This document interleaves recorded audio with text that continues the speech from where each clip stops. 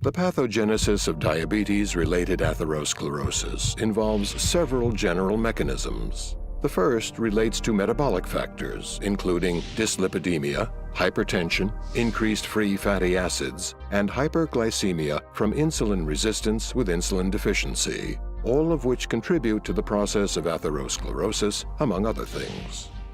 Hyperglycemia itself increases oxidative stress and glycation.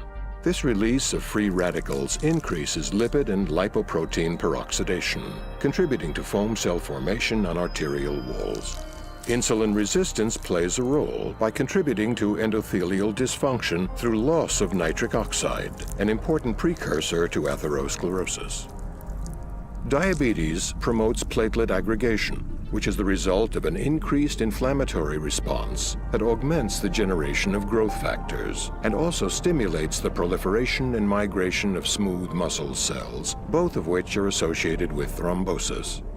Diabetes is considered a prothrombotic state, which can lead to an imbalance in atherosclerotic lesions and plaque instability. Diabetes-related atherosclerosis increases the risk of cardiovascular disease, including myocardial infarction.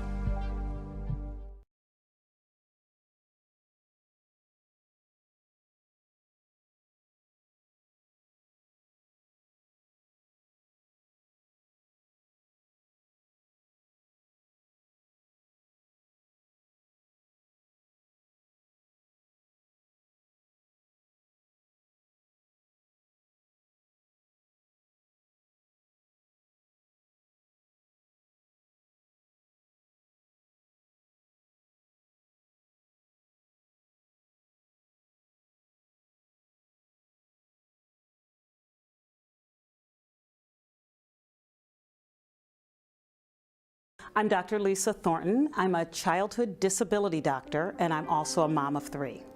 You know, I'm boots on the ground with this obesity epidemic. The amazing thing about being a physician today is that we are seeing this epidemic expanding and growing. I had a patient who was 14 years old.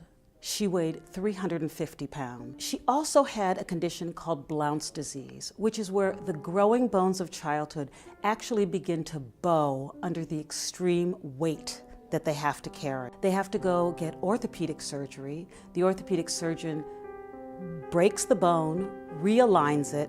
The child then goes through extensive, painful rehabilitation until that limb is healed. And then they have to do the other leg. And the same thing repeats. These children often never walk the same as they did before or as they would have had they not been obese. According to the CDC, there are 12.5 million kids aged 2 to 19 who are obese in the USA.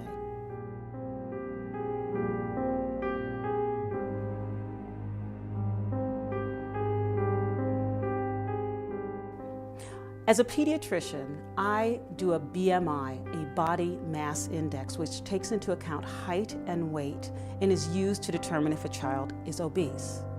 If a child weighs more than 85% of their peers, they are considered overweight. If they weigh more than 95% of their peers, they are considered obese. The remarkable thing about childhood is that the body's very resilient. It can take a lot, and it takes a lot to injure a child's body from the inside out. But we know that obesity is like a poison. It's a disease, and it's a disease with side effects and complications just like any other disease. And we know that it's a ticking time bomb. So if we don't see the complications in childhood, we do expect that we will see them in adulthood. There are many health consequences to obesity: type 2 diabetes, coronary heart disease, stroke and high blood pressure, cancers like endometrial, breast and colon, high cholesterol, liver disease, respiratory problems, arthritis, even infertility.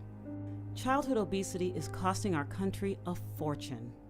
The medical costs of obesity are more than $147 billion a year.